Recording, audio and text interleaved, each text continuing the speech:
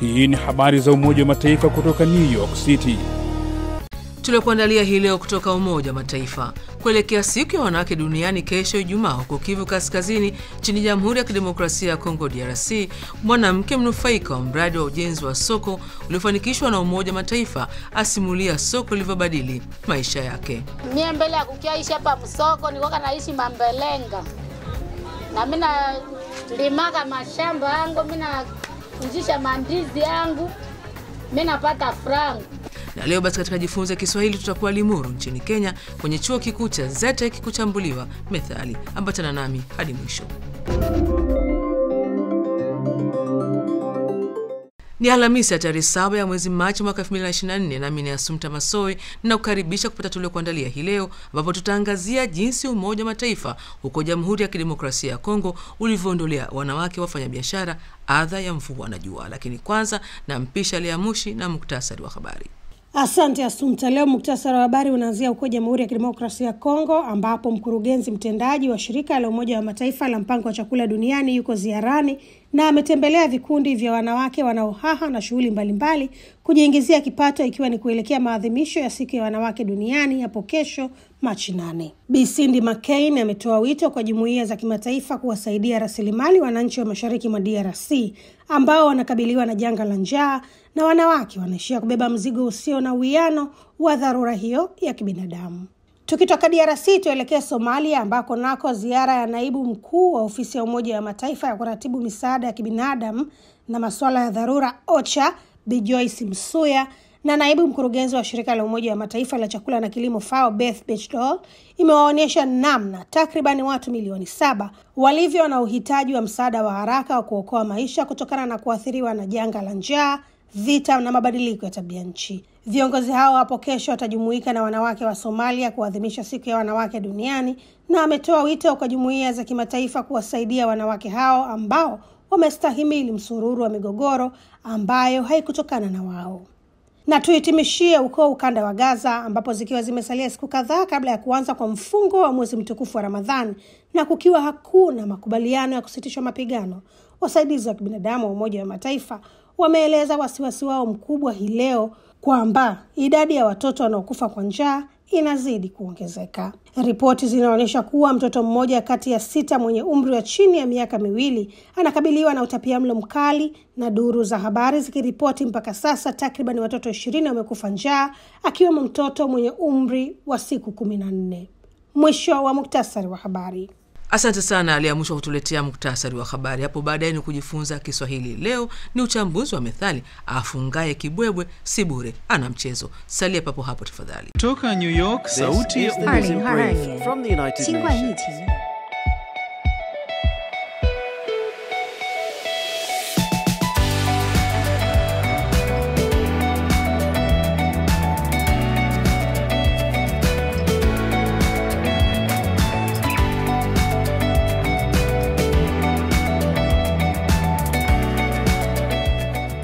Alors que le réchauffement record met à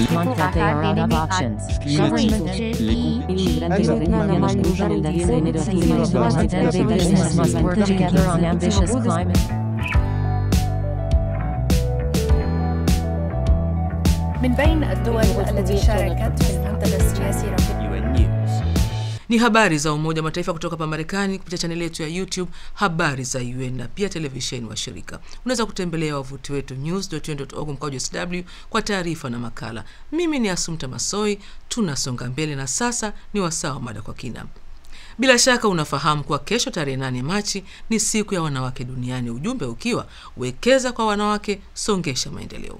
Ujumbe murua kabisa huu kwetu sisi, ambapo tunaudhihirisha kupitia mradi wa ujumbe wa Umoja Mataifa wa kulinda amani nchini Jamhuri ya Kidemokrasia ya Kongo DRC MONUSCO, mradi ambao umebadili maisha ya wanawake na kuwaondolea adha huko mashariki mwa nchi ambako waasi mara kwa mara wamekuwa wakishambulia na kuzidi kutumbukiza jamii katika lindi la umaskini. Mwenyeji wako ni mwandishi wetu nchini humo George Musubao.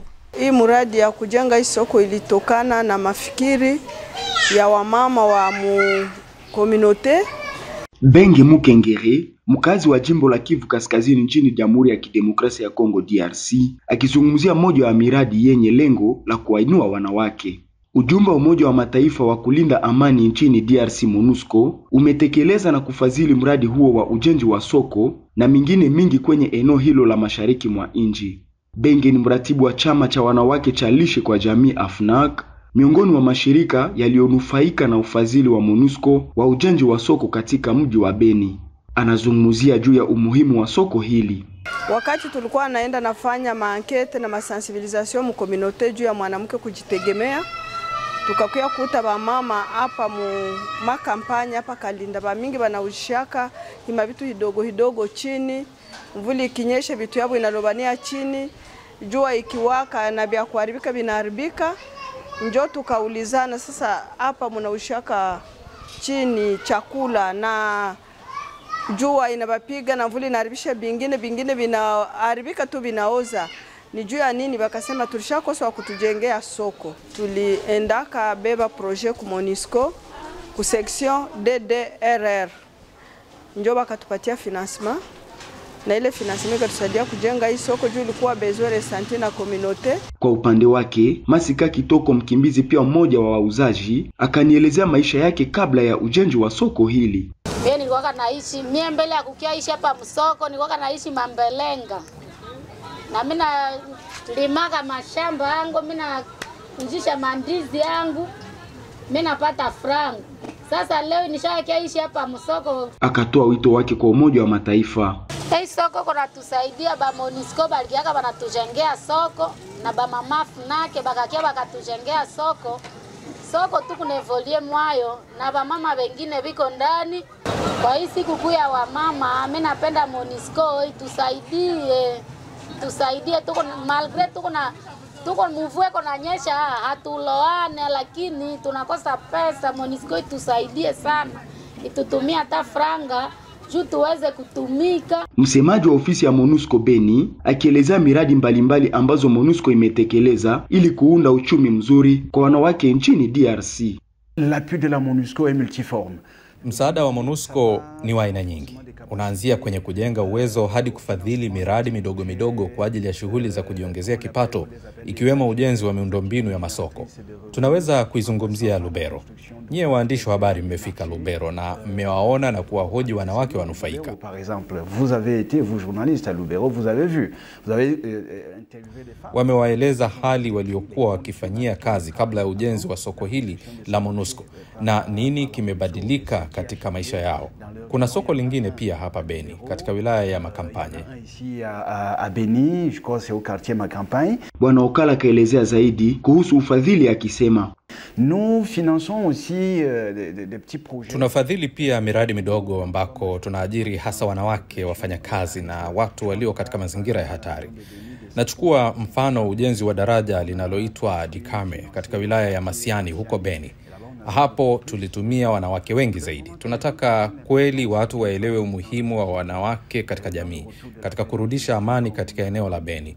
Tunaijua hali ya mwanamke huko na ndio maana MONUSCO huandaa mara kwa mara mafunzo kwa manufaa ya viongozi wanawake vijijini, wanafunzi, pia na wengine. Tunaenda shule hadi shule ili kuongeza uelewa miongoni mwa wanawake vijana kuhusu haki zao na matatizo yanayohusiana na unyanyasaji wa kijinsia. À leurs droits, aux problèmes, à la lutte contre la violence sexuelle. Kama inavyofahamika, MONUSCO imeanza kuondoka DRC na ifikapo Desemba 31 mwaka huu inatakiwa iwe imeondoka katika majimbo yote kufuatia ombi la serikali ya DRC lililoridhiwa na Baraza la Usalama la Umoja wa Mataifa. Sasa je, MONUSCO inafanya nini kuhakikisha kuwa mafanikio ya miradi hii yanadumishwa hata baada ya kuondoka DRC? C'est une question qui concerne tout le monde. Hili ni swali linalomhusu kila mtu na popote pale ambapo MONUSCO imefunga ofisi zake. Swali halijitokezi hapa kwa sababu kila mtu anajitolea kuendeleza mafanikio haya. Unajua, mwakilishi maalumu wa MONUSCO nchini DRC alisema, tunajitenga kimwili lakini Umoja wa Mataifa hautoki DRC. Nous sommes partis de Lubero. Ça ne veut pas dire que la MONUSCO ne travaille plus là-bas. Tuliondoka Lubero, lakini haimaanishi kwamba MONUSCO haifanyi kazi tena huko.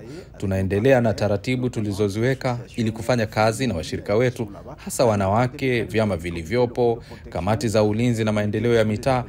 Ni wanaume na wanawake hawa wa Kongo wanaosimamia miundombinu hii, na sisi tunatoa msaada unaohitajika, iwe ni kutoka hapa Beni, Goma, Kinshasa na New York. Goma, Kinshasa ou New York. Mimi ni George Musubao kutoka mji wa Beni katika jimbo la Kivu Kaskazini, mashariki mwa DRC, UN News. Shukran sana George Musubao kwa mada hii kwa kina na zaidi kwa MONUSCO kwa kuwekeza kwa wanawake, na sasa mabadiliko ni dhahiri. Na sasa basi ni wasaa kujifunza lugha ya Kiswahili. Mtaalamu wetu leo ni Nicholas Makanji, mhadhiri katika chuo kikuu cha Zetek Limuru nchini Kenya, akifafanua maana ya methali afungaye kibwebwe si bure ana mchezo. Afungaye kibwebwe si bure ana mchezo, yani anayejifunga shuka au nguo kiunoni huwa anajiandaa kucheza. Methali hii inatumiwa kusisitiza umuhimu wa maandalizi katika kufanikisha jambo, kwani kibwebwe ni nguo inayozungushwa na kukazwa kiunoni hasa na wanawake, ilhali kucheza ni kufuata mdundo wa ngoma au muziki. Bure ni bila ya sababu. Basi methali hii inatumika kutufahamisha kuwa unapomwona mtu yeyote anajiandaa, basi jua ana shughuli fulani muhimu anayojiandaa kwayo. Ama hakika afungaye kibwebwe si bure ana mchezo. Shukran sana Nicholas Makanji kwa uchambuzi huo ambao unatamatisha kipindi chetu kwa leo. Tukutane tena wiki ijayo Jumanne kwa mada nyingine kwa kina, ila kwa sasa kumbuka kupakua app yetu Habari za UN katika Play Store na App Store. Na unaweza kutazama habari na video nyingine kwenye chaneli yetu ya YouTube Habari za UN na katika ukurasa wetu wa X zamani Twitter Habari za UN. Mimi ni Asumta Masoi, na kwa niaba ya wote walioshiriki kuletea jarida hili na kutakia amani na kwaheri kutoka New York, Marekani.